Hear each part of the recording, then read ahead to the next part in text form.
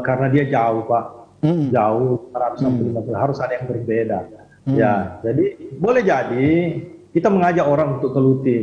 Boleh jadi kami di sini melihat Danau Matano, Danau Towoti, Danau Mahalon itu hal biasa. Karena hampir setiap hari kita lihat. Tapi bagi orang yang baru datang sekali, kalau selfie di situ foto-foto, seperti mereka di luar negeri. Iya. Nah ini lokasi tambang ada, lokasi ini lautnya juga bagus, ada pulau Bulu Poloeng, ada sungai-sungainya yang bagus, ada air terjun, Mata Buntu, dan ada beberapa daerah-daerah destinasi yang penting untuk kita kunjungi. Paling tidak bagi orang yang tidak pernah melihat lokasi tambang nikel ya bisa datang di sini. Ada satu pabrik yang sudah 50 tahun lebih berada di timur.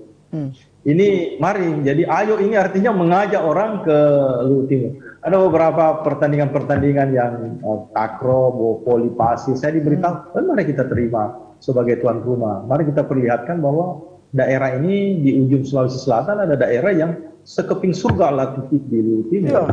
Nah, itu. Jadi yang kita 70% sumber daya alamnya sudah tersedia, tinggal disentuh 30% sumber daya manusia akan mensejahterakan masyarakat. Tentu 30% itu ada Tribun Timur di dalamnya. Siap.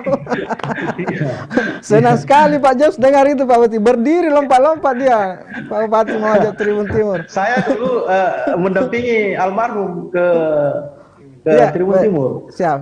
Saya hadir di situ ya. Di Luwu Timur itu kan ada festival Danau Matano Pak Bupati yang selalu kita nantikan tiap tahun. Ya. Adakah kebijakan nanti Pak Bupati untuk festival itu nanti ke depan kira-kira seperti apa? Jadi memang di dalam visi kami ada festival budaya.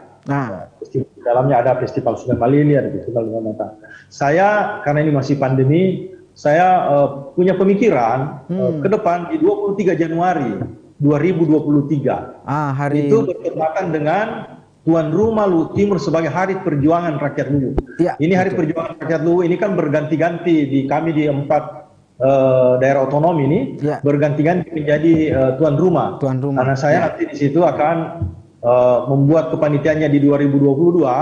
Ada beberapa, kalau pandemi berakhir, ada beberapa event besar akan kita lakukan. Jadi bukan hanya upacara, ya momen itu akan kita jadikan menjadi momen yang besar. Ada festival budaya, ada temu di ide saya Pak. Ada temu para tokoh Tanah Luwu, ada temu para saudagar Tanah Luwu.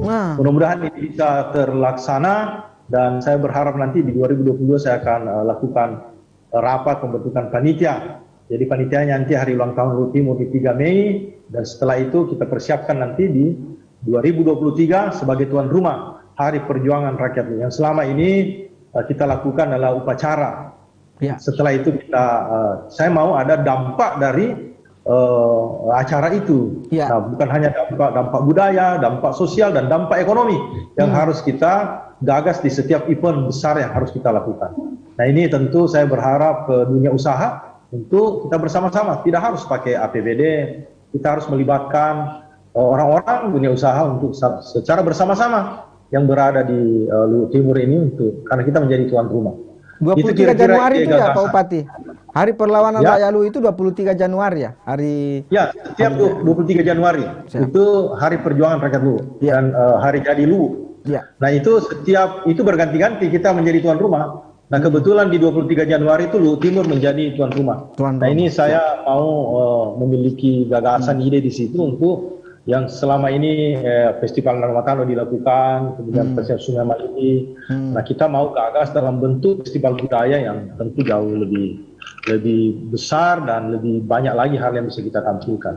Ini kita melibatkan semua pegiat seni untuk kita, pegiat budaya, para tokoh-tokoh untuk kita bersama-sama. Kira-kira seperti apa nanti kita lakukan. Tapi kalau